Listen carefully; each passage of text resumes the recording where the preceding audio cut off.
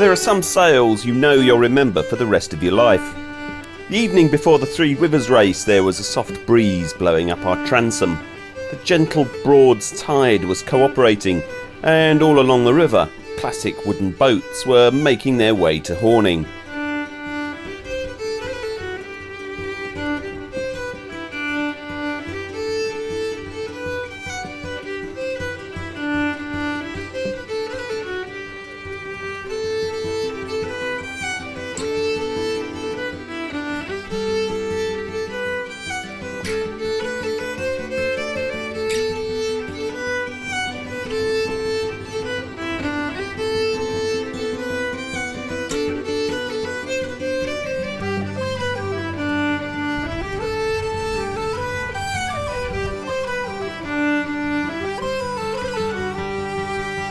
The light was sublime.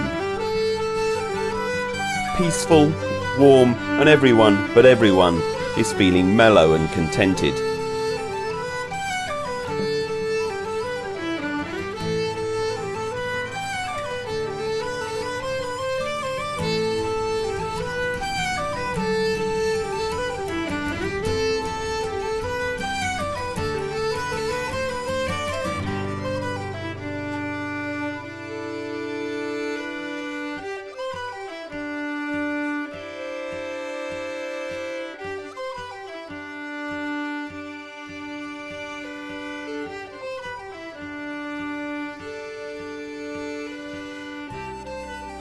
And with over 100 boats and maybe 300 or 400 competitors converging on the place, Horning was going to be pretty noisy that night.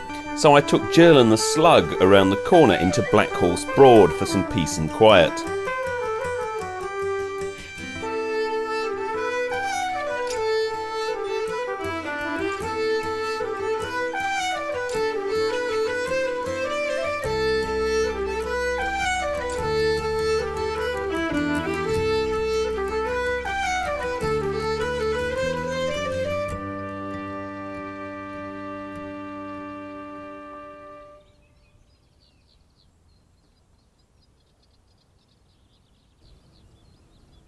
The next morning, I sat in the cockpit sipping my coffee and watching the Grebes. Grebes. One time in the UK, they were down to 42 pairs because people wanted the feathers from around their heads. And they have this weird mating dance.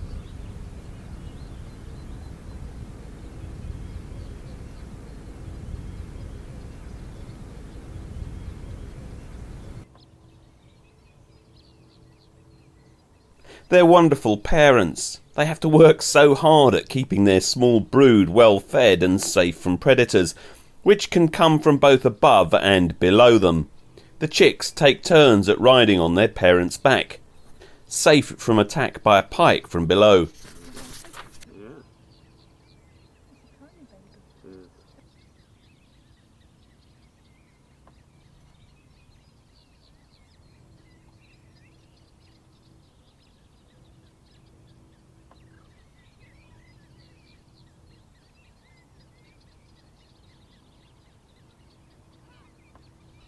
Baby needs to get on the second one.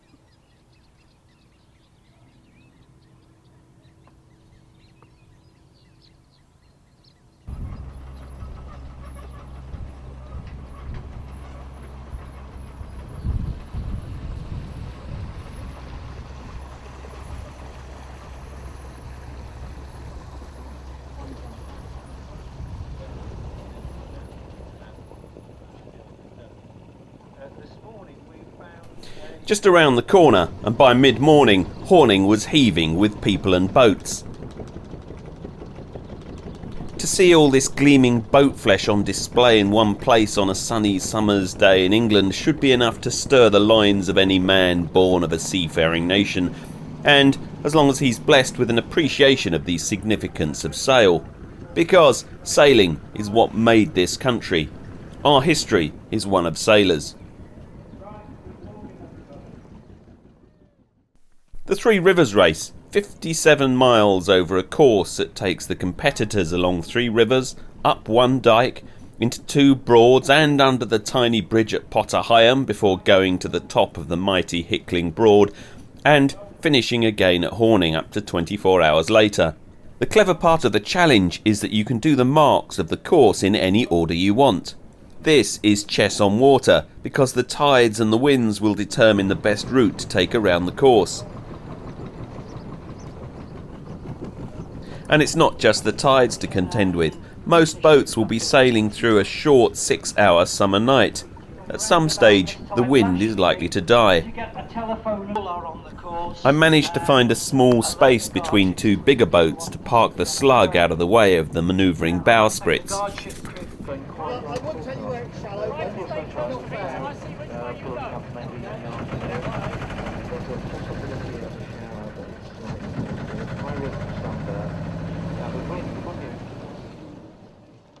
So we've done a 2nd, a 7th and an 11th for the last 3 years. So fingers crossed the wind doesn't die at 9 o'clock, or we'll be there with our sleeping bags towed up, waiting for the wind to actually get us going against the tide and going home. So you've got sleeping bags just in case, haven't you? Well, I've got thermal wellies on because it gets cold on the water at 3 o'clock in the morning anyway. So, just the strategy, it's basically a Y-shaped course and you can go up either river, can't you? Yes, and then you've got 2 little short dikes, the River Ant and then also at South Walsham. And it's really is how to fit the tide, so you're actually, with the wind, going against the tide in some places because you can push through it. But when the wind dies, you need the tide with you. So we've got a strategy that we think should be alright, and that's racing as hard as we can down to Acle, turn round, get all the way up to Hickling Broad, and then come back with the tide, pop the 2 dikes, and hopefully hope for a pint in the pub before it closes. And go under Potter Heigham Bridge, and all the way up to Hickling, through Candledyke and Ham Sound, and turn at Hickling. The race has to be completed within 24 hours, so the first start is at 11 o'clock, and those boats will be expected to be back at Horning. Be aware that we're coming up to the Rebel 5, and also to advise you. It's a real pleasure to see all these wonderful boats, and as each group set off, it's more or less fastest first, slowest last, although they'll all bunch up before they get under the bridge at Potter Heigham.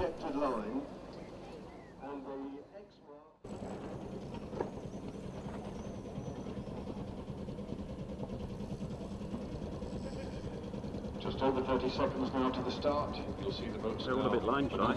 On the line. They must not be over the line on the start.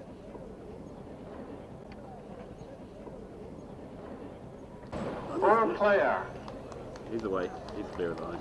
Right, that was the first race underway. Rebel 8 on trails of wind. Splendid start position.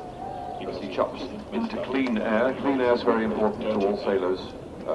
These sailing boats leave a real mess in the air behind them. Their sails chop and twist and send little entrails of wind all over the place. So number 8 at the moment is in perfect position because he isn't messed up by anybody's, as we call it, dirty air.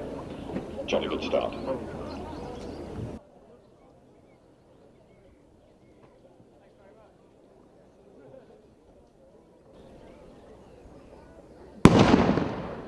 Ball player.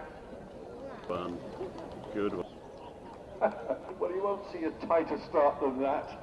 Absolutely on the line as the gun went, and away goes Mr. Bainbridge. Just have a look in that. Beautifully restored. See if you can crane your necks up and just see how beautiful that boat is inside. But Woods. Norfolk dinghies. And there are 5 of these, including 2 or 3 very strong hounds. Ian Timms is sailing number B11. He's a multiple champion in various classes. He's crewed in this race, but I don't think he's ready, but he's trying to do it this year. But they have to be kept in good condition. You cannot let some of these go, or it becomes a very, very expensive restoration indeed. Okay, we're 45 seconds away from this particular dinghy start.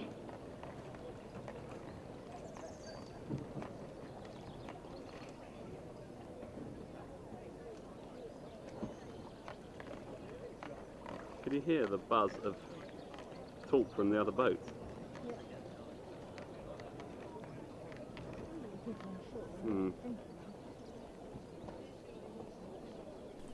One thing about broad sailors, although it's close boat-on-boat racing on very tight start lines, there's almost no shouting, no histrionics. Because this is the Broads. It's a place where contented bearded men smoke pipes on the start line. The fact that the commentator is Stephen Fry's sonic doppelganger all helps to create the right atmosphere. There you are, that's the joy of all sailors to be able to go on to the tack on which he has no rights. In other words, as I was telling you before, the port tack, he can't be touched by any of the boats who are on starboard tack, so the joy of any sailor is to get his port tack across the starboard tack boats clean and away. It's a nice one, Robert, yeah? And Maybe it's they will 5 minutes be between races. among the fastest to complete this course this afternoon.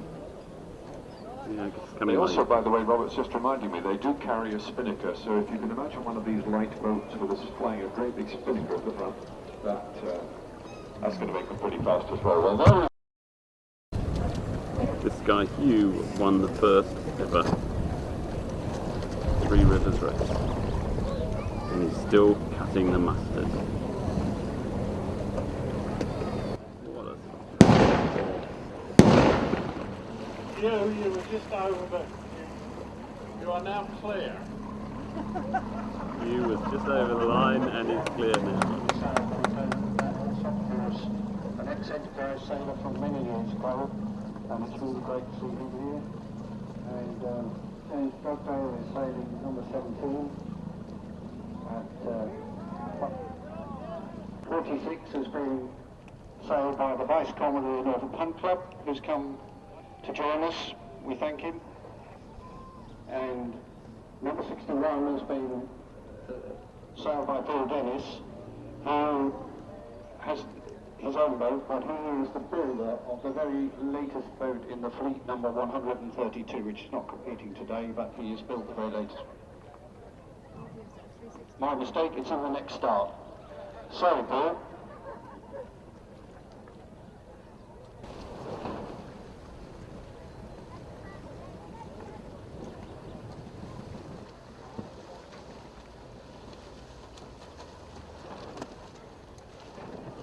He looks like the hottest crew.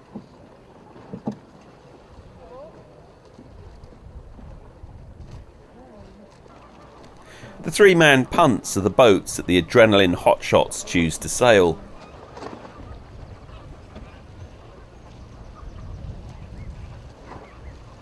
Their rigs, tall enough to reach over the trees for clear air, they go like stuff off a shovel, but even here, it's non-new to shout at the opposition.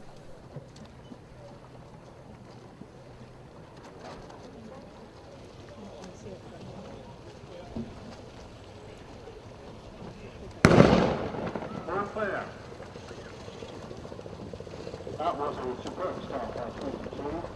Give them applause for that. Thames Raters. And look at how cool that mast is. these rater crews, of course, sail all over the country. They are not seen very often on them. And that is not a sight you see on the Norfolk Broads, right? As the first bunch come over the line, if you live to be 1,000 years of age, you'll never see a finer sight than a bunch of Norfolk Broads River cruisers starting. Again, the cruisers stretch over many, many, many years of manufacture from the turn of the 19th century right up to current times.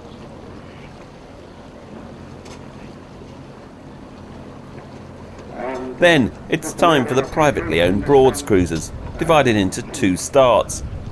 One for the fast and the other for the slow, and all looking at their very best for the race. He's in cruiser number 30. Cruiser.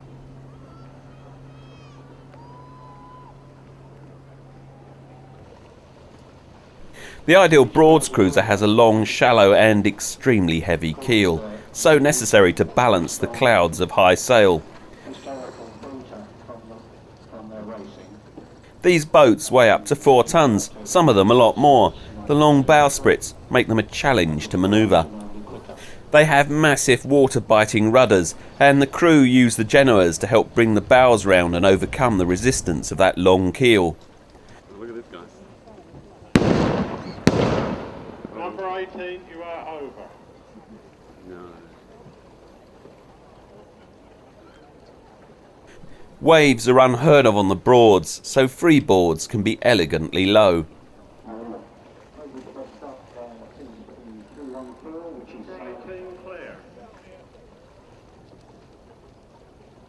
Sorry, race officer, we both open mics.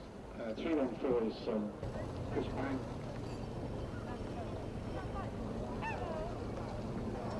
Oh, 244 found the bottom of the river just there, on the putty, but it's clear now.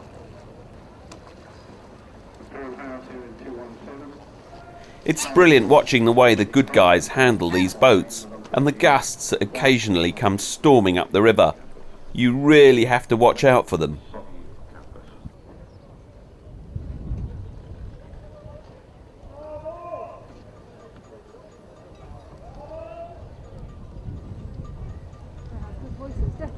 Yeah.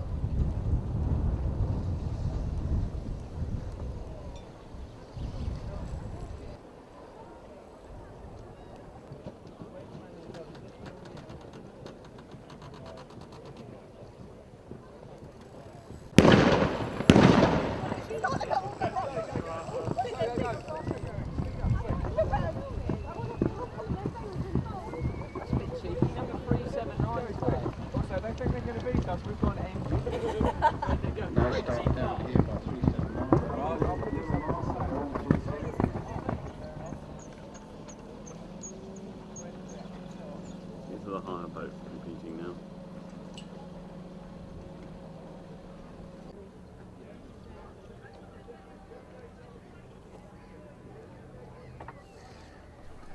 Next up are the hire cruisers, always good for a laugh. The boats are booked years in advance, although there are a few corporate crews who can always be expected to cause problems. Relatively speaking, heavier boats and don't manoeuvre on a sixpence like some of the...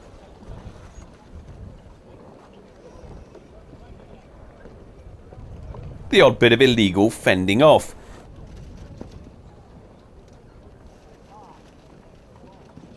And 3 boats over the line. Right, H6, H9 and H1. Sorry, you are...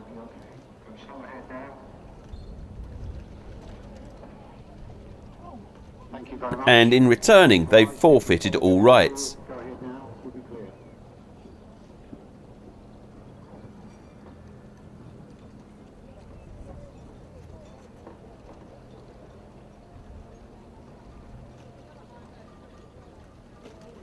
And here comes the only rude word of the afternoon, when this bloke uses his bowsprit to take a chunk out of one of his competitors.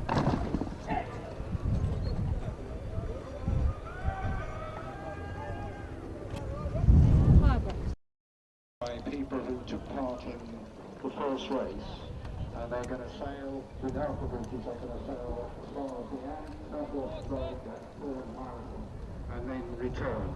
There'll be no bridges to shoot. Then the fleet heads off along the river, while mobos try to squeeze past.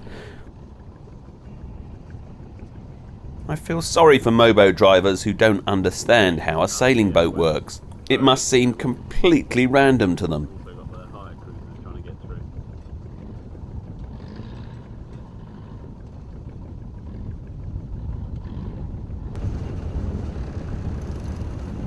And yes, every year, mobos lose windows to errant bowsprits.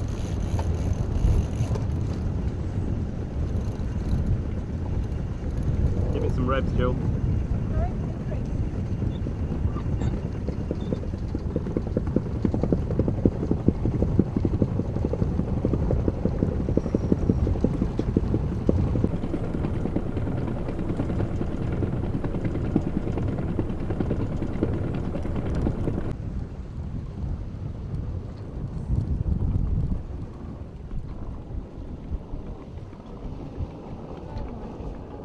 And as you watch the yachts beating up the river, you soon realise how they use their momentum to extend every tack.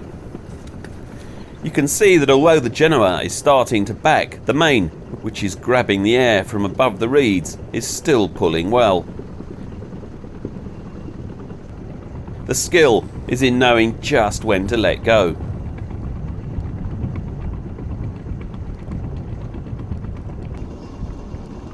Then as the yachts start to hit clear air towards the junction of the three rivers, they make really good progress. And my goodness, that's a lovely sight.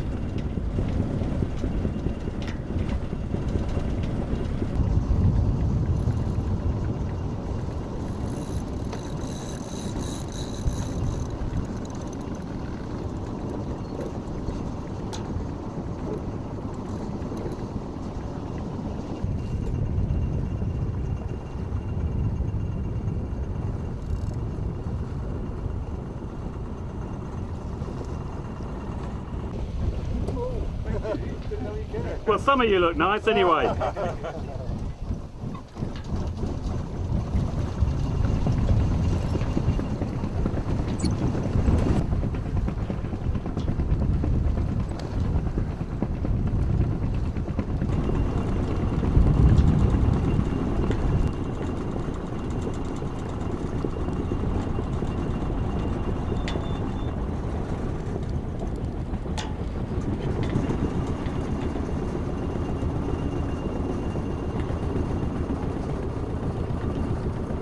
Then the fleet gets onto a reach as it heads up the River Thurn.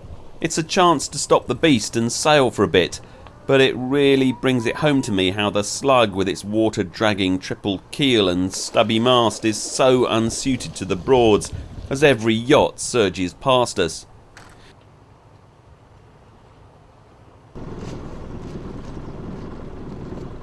The fleet arrives at Potter Heigham for the second big challenge of the race.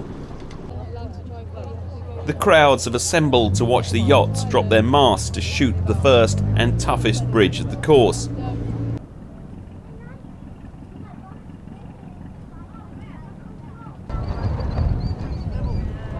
The idea is to drop the rig at the last possible moment and use the momentum of the yacht to carry it through the narrow central span.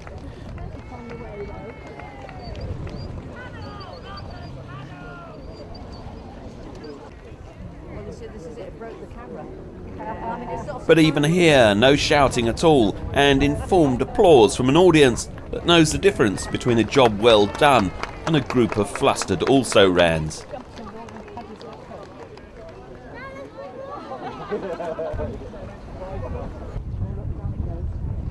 The use of the quant pole and the paddle is permitted to help get through the bridge.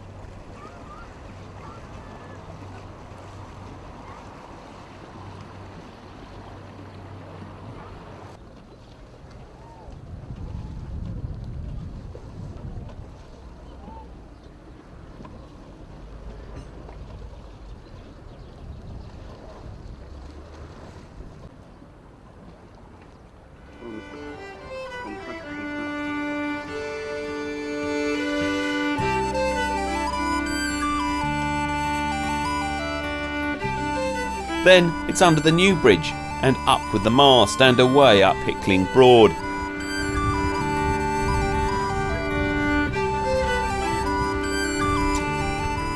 The good guys do it underway.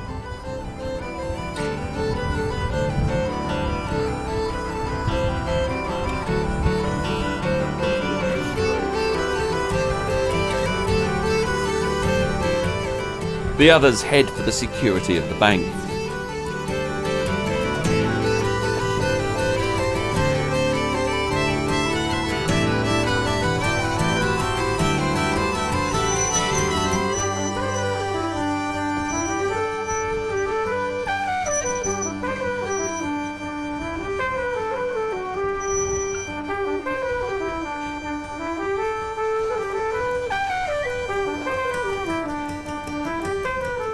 You know, it's events like this that make me proud to be an English sailor. Some of us are polite, competitive, and have access to some beautiful boats. Not me and the slug, of course.